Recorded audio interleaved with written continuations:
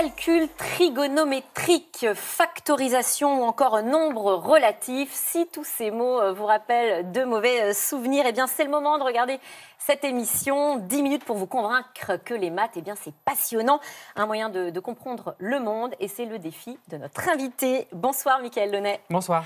Vous êtes mathématicien, auteur de ce livre, Le théorème du parapluie, ou l'art d'observer le monde dans le bon sens. Avec vous, on découvre que Normal Sup mène à tout, même à une chaîne YouTube, puisque c'est une chaîne que vous avez créée. La vôtre s'appelle MicMath, ou comment réconcilier tout le monde avec les mathématiques. D'abord, Mickaël Launay, une question sur ce paradoxe. La France est le deuxième pays, juste derrière les États-Unis, à avoir remporté le plus de médailles Fields. C'est l'équivalent du prix Nobel pour les mathématiques. Et pourtant, les élèves français sont bons derniers dans cette matière. Alors, qu'est-ce qui explique ça? Pourquoi ce blocage? En fait, il y a deux enjeux différents quand on veut enseigner les mathématiques. Il y a les mathématiques pour ceux qui ont envie de faire des maths, qui ont une appétence pour cette discipline et qui veulent devenir ingénieurs, mathématiciens, scientifiques. Et puis, à côté de ça, il y a aussi des tas d'élèves qui n'ont pas forcément envie de se diriger vers cette discipline, mais qui pourraient ne pas être traumatisés pour autant par les mathématiques, mais juste en montrant des mathématiques ludiques, en les pratiquant de façon agréable, en leur donnant du sens. Qu'est-ce qui explique justement cette angoisse qu'ont les gens? Eh bien, peut-être parce que les mathématiques, parfois, sont expliquées de façon un peu trop technique. On rentre trop dans des détails sans donner du sens, justement, sans savoir. C'est-à-dire, des fois, on est perdu dans les mathématiques. On ne sait pas, mais pourquoi est-ce qu'on est en train de résoudre cette équation à ce moment-là? Et donc, relier les mathématiques à des enjeux qui peuvent être quotidiens, à des enjeux qui peuvent être en donnant du sens, en montrant l'histoire des maths. D'où ça vient? Pourquoi est-ce qu'un jour, des savants ont eu l'idée farfelue d'inventer tous ces concepts qui nous font peur à l'école? Et si on comprend d'où ça vient, si on sait pourquoi on le fait, forcément, on a plus envie d'y aller avec plaisir. Alors justement, pour nous faire aimer les algorithmes, les logarithmes, j'ai découvert ça en travaillant cette émission, vous proposez des petites vidéos sur Internet et certaines connaissent un véritable succès, elles cartonnent, près de 4 millions de vues. Pour certaines, c'est quoi alors votre recette? Déjà, c'est de faire des choses ludiques. C'est-à-dire que moi, je ne suis pas enseignant. Mon but, ce n'est pas d'apprendre à faire des maths, mais c'est simplement de les montrer un peu. J'aime bien faire la comparaison avec la musique. On peut juste aller à un concert et apprécier faire de la musique. Ça ne veut pas dire qu'on saura jouer de la guitare en sortant du concert. Donc, juste regarder des mathématiques, raconter des histoires, montrer des belles figures, montrer des choses étonnantes, des choses qui nous retournent un peu le cerveau, qui nous font nous poser des questions, et puis aiguiser cette curiosité. Et puis après, si après avoir regardé les vidéos, certaines personnes peuvent avoir envie d'aller plus loin et de chercher par elles-mêmes, eh bien, tant mieux. Moi, c'est gagné quand j'ai ce genre de retour. Oui, alors faut bien pour que les téléspectateurs comprennent, parce que c'est vrai qu'elles sont passionnantes, vos vidéos. Vous utilisez la magie pour faire comprendre la théorie des probabilités, un ballon de foot pour étudier la géométrie, ou même vous utilisez le chanteur Stromae comme exemple pour aborder la perspective isométrique. C'est quoi le rapport entre Stromae et l'isométrie? Ah, mais c'était pas directement avec la musique, c'était plus avec la pochette de l'album à l'époque qui utilisait effectivement pas mal d'effets géométriques qui étaient assez fascinants à étudier. Et du coup, vous en servez pour ensuite finalement vulgariser un petit peu votre propos. Oui, c'est un bon support pour dire regardons comment est-ce que ces figures géométriques sont possibles, comment est-ce que ça se fait qu'elles s'emboîtent parfaitement pour former ce motif qui est très joli. Et donc à partir de là, on peut réfléchir aux différentes applications géométriques qu'il y a derrière. Votre premier livre, Le grand roman des maths de la préhistoire à nos jours, s'est vendu 100 000 exemplaires. Bon, c'est énorme. Est-ce que vous attendiez un tel succès quand on a dit ce qu'on a dit? C'est-à-dire que les Français ont quand même un peu de mal au départ, en tout cas, avec cette matière. Oui, c'est ça. En fait, quand ce livre est sorti, j'imaginais pas que ça allait susciter cet engouement. Il y a toujours un public qui aime bien les mathématiques, des amateurs. Bien sûr. Mais c'est vrai que je pense que ça dit quelque chose de la curiosité que suscitent les maths. C'est-à-dire que même des fois, quand je vais dans des salons du livre ou quelque chose, ou dans des événements comme ça... Vous étiez à Brive ce week-end? Oui, voilà, au salon de Brive. Même les gens qui n'aiment pas les maths, ils sont intrigués. C'est-à-dire qu'on les voit regarder le livre, ils arrivent, ils disent « Ah, mais moi, j'étais nul en maths ». Mais ils restent quand même pour discuter. Et c'est une matière qu'on n'aime pas, mais qui suscite quand même un certain intérêt. On a envie de comprendre ce qu'on ne comprend pas. Et voilà, cette curiosité, elle est là. Alors justement, cet automne, vu publier ce nouveau livre, Le théorème du parapluie ou l'art d'observer le monde dans le bon sens. Bon, d'abord sur ce titre, Le théorème du parapluie, expliquez-nous, qu'est-ce que c'est? Le théorème du parapluie, c'est une métaphore que je suis tout au cours du livre pour expliquer les changements de point de vue.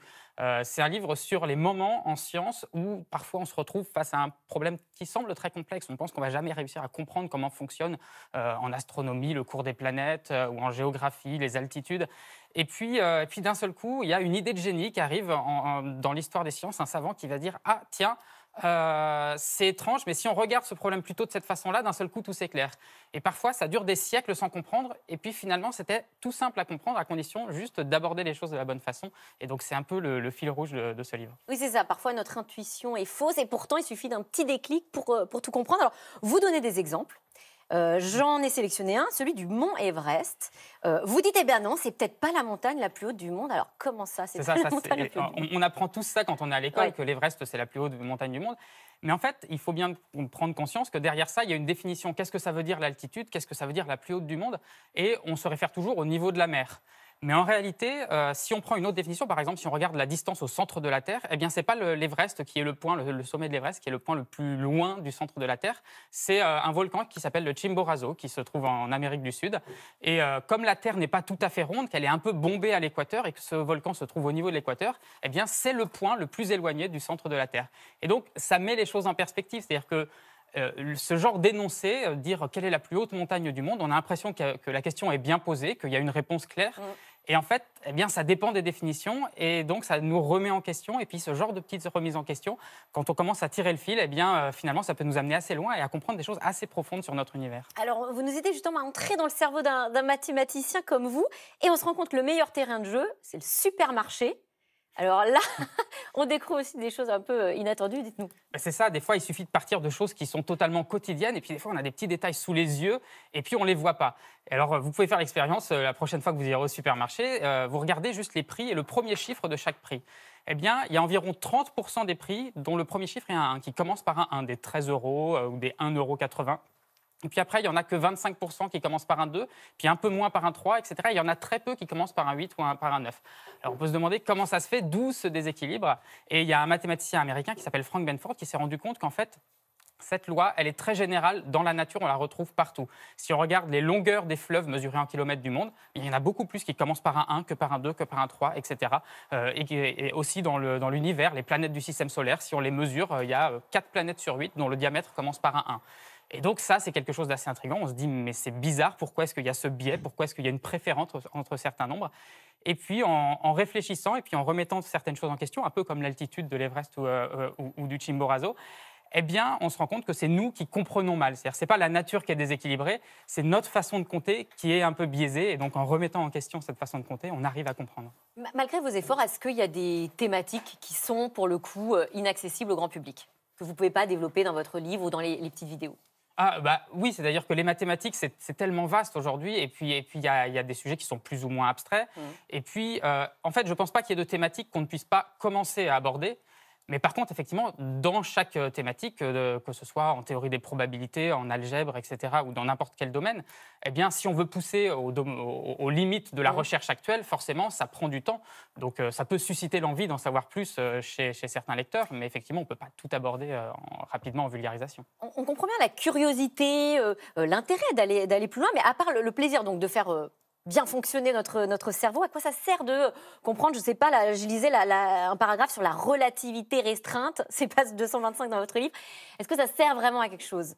Alors, pour le quotidien, ça ne sert pas à grand-chose, mais je crois qu'effectivement, on a tous en nous une sorte de curiosité. On est dans un monde qui est fantastique, on se pose des questions, on voit des étoiles le soir dans la nuit, et on se dit, mais comment ça marche? Qu'est-ce que c'est ça? Et cette curiosité, je pense qu'elle est humaine, qu'elle nous appartient. Alors après, effectivement, la relativité, il y a aussi des applications, c'est-à-dire que les ingénieurs peuvent s'en servir pour lancer des satellites, pour les coordonner, etc. Et donc, elles sont présentes dans notre vie quotidienne par ce biais des technologies. Mais il y a aussi cet émerveillement face au monde qui est le nôtre et qui fonctionne de manière bien plus amusante finalement que ce qu'on peut imaginer au premier abord. Eh bien, merci. Merci, Mickaël Launay. Je rappelle le titre de votre livre, Le théorème du parapluie ou l'art d'observer le monde dans le bon sens. Et moi, vous m'avez convaincu. Je crois que je vais me remettre à la trigonométrie dès ce soir. Merci à vous.